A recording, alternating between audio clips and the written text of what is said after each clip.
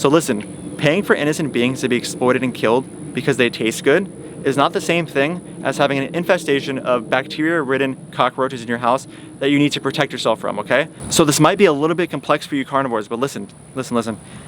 Paying to protect yourself from bacteria-ridden beings is a little bit different, just a little bit different from paying for innocent beings to be subject to a mass genocide solely because you enjoy the way that those innocent beings taste. Just a little bit different. Hey, what is up guys? So I did a little bit of an Instagram Q&A on my Instagram and asked people to ask me questions that I can answer on YouTube. Let's get right into the video.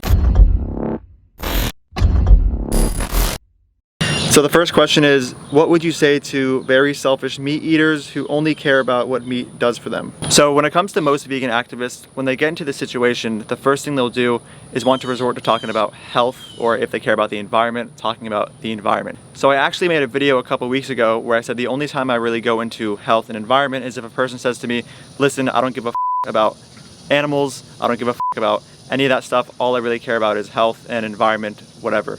So I said in that video, you know, at that point I will go into health and environment, but I've actually started thinking a little more about this and thinking that I probably shouldn't go straight to health right when a person says this, and here is why. So I've come to the realization that when a person says this, yes, they emotionally do not really care about the animals, but what is the harm with me, at least with logic, getting them to understand that logically they're inconsistent in their consumption of animals. So I can get them to at least understand that they're being illogical in their consumption of animals when it comes to ethics and their subjective morals. So before going into health, I will at least get the person to understand, and I will plant the seed that when it comes to morality and ethics, they are still being illogical, and you never know, you know. So let's say I convince them to go plant-based for health reasons. They're still gonna have that thing in their head that says, oh, this is so good for me, this is so healthy, oh, and also the contrary of me eating animals is inconsistent with my morals, and like my consumption of a plant-based diet is actually good when it comes to my ethics. So that will be at least there in their head, the logic will be in their head, and they'll know that they're being illogical and possibly going back, because you know, people that are plant-based,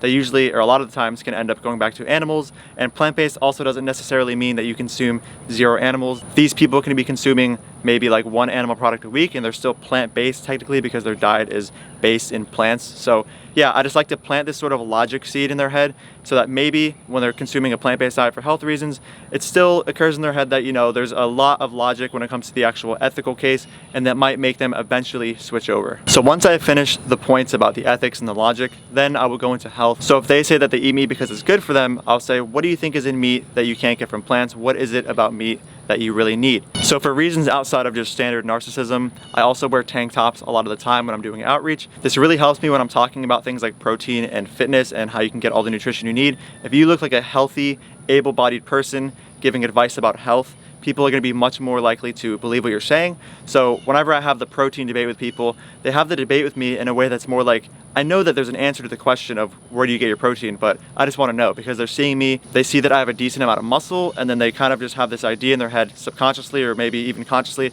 okay, this guy has a good amount of muscle, there's definitely an answer to his question. So after I ask the person, like, what is it that you think you get from meat that you can't get from plants, I'll go into protein or whatever nutrient they really end up naming and explain how you can get them from plants. And when a person is also saying this, you know, like that they eat meat because of what it does for them, I'll go into all the studies that suggest that meat and saturated fat and cholesterol are not good for you when consumed consistently, and I'll also go through the causal relationship between increase in LDL cholesterol and cardiovascular disease.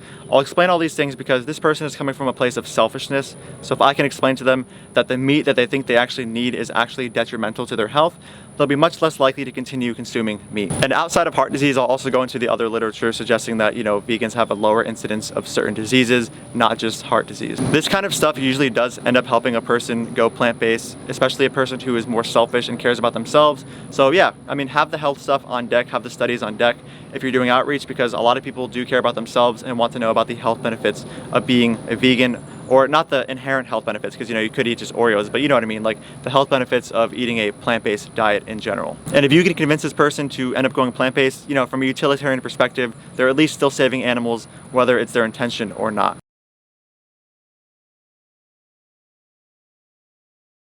And to the carnivore trolls who are following me for the sake of trolling and leaving your disagreeing comments or whatever, I'm sure you're very triggered by what I just said, but truth does hurt, I'm sorry.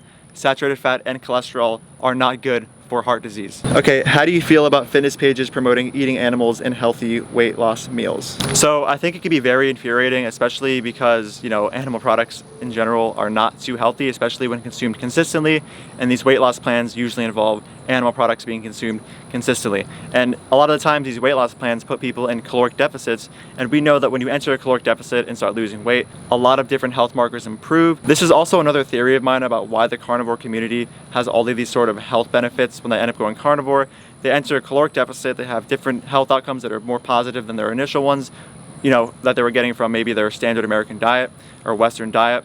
And then they attribute the health benefits to the carnivore diet when really they were just entering a caloric deficit, and caloric deficits can yield positive health outcomes. So that was a bit of a ramble, I'm sorry, the carnivore community triggers me so much. Anyway, back to the actual question. Yes, I do have a problem with people promoting weight loss fitness plans that include a lot of animal products, because it really says to people indirectly or even directly that animal products are healthy, and people like this can eventually also just end up thinking that they're healthy per se, and then when they go on a bulk, when they're in a surplus, they're eating all this more protein and animal protein coming with all this increased saturated fat and cholesterol, making their health even worse. So people will think that, you know, when I'm bulking, it's going to be healthy too, right? These animal products, because, you know, it was healthy when I was doing weight loss. So I think that's also an issue. The term whey protein, egg whites, chicken breasts, salmon, all these things probably trigger me more than the term humane slaughter. I used to be a fitness gym bro before I was vegan, and I know what it's like to be on the non-vegan side of the fitness industry. They are all about their egg whites and their whey protein, and it's probably the most annoying thing ever. If I'm ever in the gym and I hear somebody talking about this, I just put my headphones in and I'm just like, oh my God, like, please shut the f up. But, you know, whatever, I can't blame people. I was like this at one point, and I thought that these foods were healthy for you. And it's also just very ironic in general that the whole fitness industry is based in health and wellness. So when you have people like this promoting these diets that, you know, science says aren't actually too healthy, it's just a bit ironic to me, because, you know, health and wellness, and then here we are, you know, eating foods that are not that good for you. So I know that this question is more based in health, but I do also have an issue with the fact that people are trying to improve their health at the expense of causing innocent beings and animals to be bred into a miserable existence and being murdered at 1/4 their lifespan, being exploited, you know, all that. So I also obviously have that issue from an ethical perspective. Okay, how do you feel about people drinking weird drinks and apple cider vinegar for weight loss? Okay, so by weird drinks, I'm assuming you're meaning like those detox teas and all those kinds of things. I generally don't advocate for these things. I think they're not really a good idea. I think if you have those teas in conjunction with a healthy diet, then sure, go for it. But normally I see those teas being marketed as like a weight loss thing, where people are consuming like 500 calories a day from just liquid, and they end up bouncing back, because what happens is you're consuming such a high calorie deficit and you become so deprived over time. You lose weight in the beginning, but then you become so deprived that you enter a binge state and potentially eat more than you were eating before, gaining more weight in the process. And that increased weight gain can make you potentially heavier than you were when you initially started the diet, because metabolic damage can occur as a result of increased starvation and insane deficits, making you store overall more fat because your metabolism is much worse. And of course, for obvious reasons, there are nutrient deficiencies associated with severe calorie deficits. So this might sound crazy, guys, but I don't really believe in pursuing weight loss in a way that gets you a bunch of nutrient deficiencies. When it comes to weight loss, it's really as simple as calories in, calories out. If you consume a calorie deficit, you will lose weight.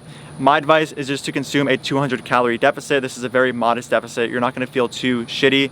You're not going to feel too bad and too deprived and be more prone to binging, which I have a past of doing, where I've had these severe calorie deficits and I've binged, and then I've ended up gaining my weight back, and it's the whole vicious cycle of like getting nowhere. So definitely, if you're going to try to lose weight, just stick to the lower calorie deficits. Don't stick to these crazy juice diets where you're consuming 500 calories of raw cucumber juice, water, whatever it's called.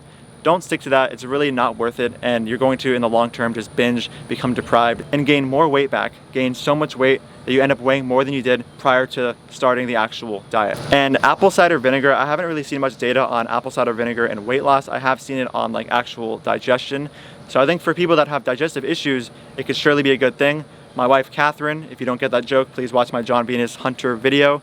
My wife, Catherine, actually has some sort of digestive issues, so he has had apple cider vinegar to fight his digestive issues, and it has helped him in the past. When did you turn vegan, and what was the initial reason? Was it overnight or vegetarian? So my older brother ended up going vegan about 2 or 3 years before me, I believe it is. I don't really remember off the top of my head. And he is a very smart guy. He has his master's degree in electrical engineering, and he's now pursuing a PhD in computer science. So you can imagine that he, when he put the ethical arguments to me, did a really good job, and I had no real way of rebuttaling and refuting what he was saying. So for a little bit, I knew I had no argument against the actual ethical case for veganism, and what this did was induce some sort of like cognitive dissonance in me, and it wasn't really a fun time in my head. I'm sure you guys know what it's like who had that cognitive dissonance prior to going vegan. So around 12th grade, I ended up eating plant-based for health reasons for about 6 days a week, and so it wasn't really for ethics. I'm not going to say that I was vegan 6 days a week. Doesn't make much sense to be against animal abuse 6 days a week and then one day just be like, hey, I don't give a let's kill animals. So it was more of a plant-based health journey for me. Oh wow, I sound like John Venus now. But anyway, it was more of that, and really what happened was I ended up watching George Carlin, a segment towards the end of my 12th grade career, or not career, but like 12th grade year in school, in high school. And I ended up watching this skit, and the skit was something to do with like humans and how humans are so awful and so toxic to the earth and how we destroy everything. And I found myself agreeing with everything he was saying while still consuming animals once a week, you know, supporting an industry that is destroying the planet and support an industry that is destroying the lives of innocent life. And this is all, of course, happening from human beings. So I was sitting here just agreeing, like, oh my gosh, like this makes so much sense, while still doing what George Carlin was saying that we were doing, which is being toxic and, you know, being domineering and trying to control everything and trying to dominate and just be exploitative in general of the earth and its resources. So at that point, it was around June of 2015, I became so filled with dissonance that I was like, dude, what is stopping me from going vegan? And then I went vegan overnight. Now, of course, I had that year prior of eating plant-based 6 days a week, so I really knew what I was doing at that point already. So I did it overnight. I don't really recommend people go vegan overnight unless you're really good at research. I always say that going vegan overnight is the most moral thing you could do, but it isn't necessarily the most practical thing you could do. So if you're watching this, guys, and you want me to make a video on how to go vegan efficiently, how to go vegan in a way that ensures you get all the nutrients and you don't do it wrong, and turn into an ex-vegan that just, you know, blames the vegan diet for its nutrient deficiency when really it wasn't the actual vegan diet itself. It was your suboptimal version of what a vegan diet is. Please let me know, and I'll make a video just on how to go vegan and the most logical way to go about it. And yeah, also let me just say, rest in peace, George Carlin. I really love that guy. He wasn't vegan, but I'm sure if he was still living today, he would have heard the logical arguments and just went vegan on the spot. He was a very reasonable guy and one of my intellectual inspirations, in all honesty. Are fortified foods enough for B12? So before I answer this, I do want to say that I am not a doctor, so everything I'm about to say is based on my opinion and what I've done in terms of my research. So I do think that for some people, fortified foods are good for B12. I am saying this because I do know some vegans who have optimal B12 levels while not having any sort of supplementation of B12, but more so just the fortified foods in their diet. They go get blood work done and they have no supplements, just those fortified foods, and they're in the optimal range for B12. So it is possible, but I honestly don't recommend this route in general. I think that generally speaking, we should just be taking a supplement. It's the most guaranteed way to know that you're getting enough B12 in your diet. So yeah, guys, if you really want to see if you can do this, maybe for a couple months, just have fortified foods, get blood work done and see if you're deficient, right? And ex-vegans, if you're listening, did you hear that? Get blood work done, okay? Go off of objectivity and not actually just your subjective feelings in determining if you have a deficiency, right? That's a really reasonable thing to do. I'm not sure if you thought of it, but instead of going off of your feelings, which change every 4 seconds, maybe go off of blood work and objectivity, and then you'll know if you're deficient in something and that if you should supplement. Sorry guys, got a little trigger there. I just get reminded of ex-vegans and my brain just ends up going crazy. So I apologize for that. Okay, can anyone call themselves vegan if they do experiments with animals, but the experiments are to try to find cures for certain diseases that affect humans? Definitely not. I mean, veganism opposes viewing animals as resources that we can use for experimentation, entertainment, food, and all that. And you know, you heard me, I said experimentation. So obviously I don't think that it's really vegan to use animals for experiments. And for the same reasons that you wouldn't call someone vegan for using animals for experiments, you wouldn't call someone a human rights activist for forcibly experimenting on human beings, right? So it's not really vegan to experiment on animals in the same way that it's not really very pro-human rights to forcibly experiment on human beings like they did in Nazi Germany. Thoughts on buying secondhand non-vegan? So I have no issue with secondhand buying of non-vegan items so long as that purchase does not put in demand animal products and provides demand for animal agriculture in general. Now, some vegans will say that wearing old leather is a way of promoting animal products, so you shouldn't really do it. It's not really moral, it's not really vegan. Now, I don't really understand this logic because this logic can be applied to me walking around with a fake leather wallet, a fake leather jacket, or even just walking around like eating like a Beyond Burger.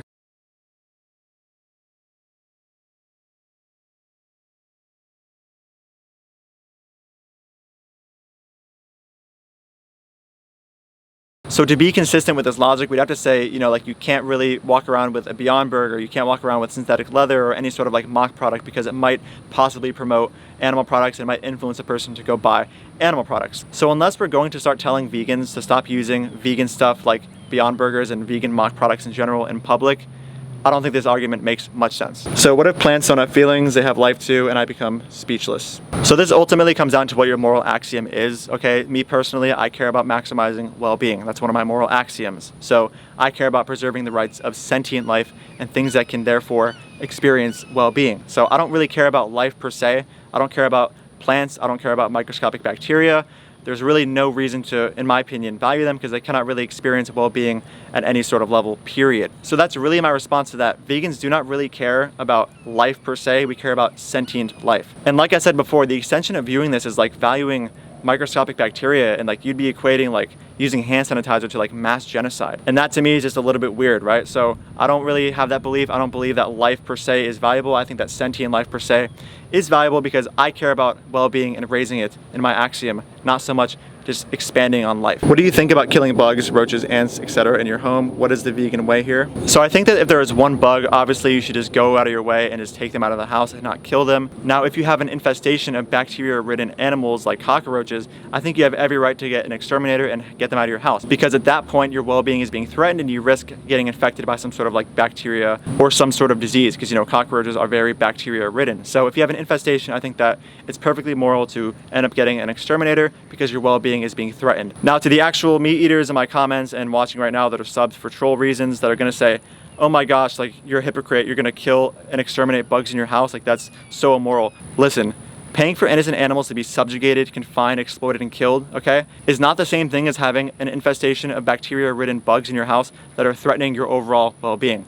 If there was particular human beings that were infesting my house that had cockroach level intelligence and I couldn't negotiate with them, and they were equally as bacteria ridden and hence were a great threat to my existence and my well-being, then I would have no issue hiring an exterminator, right? So that is me being consistent in my reasoning for cockroaches and being consistent in my view on human beings, so long as everything is held constant except for species. So listen, paying for innocent beings to be exploited and killed because they taste good is not the same thing as having an infestation of bacteria-ridden cockroaches in your house that you need to protect yourself from, okay? So this might be a little bit complex for you carnivores, but listen.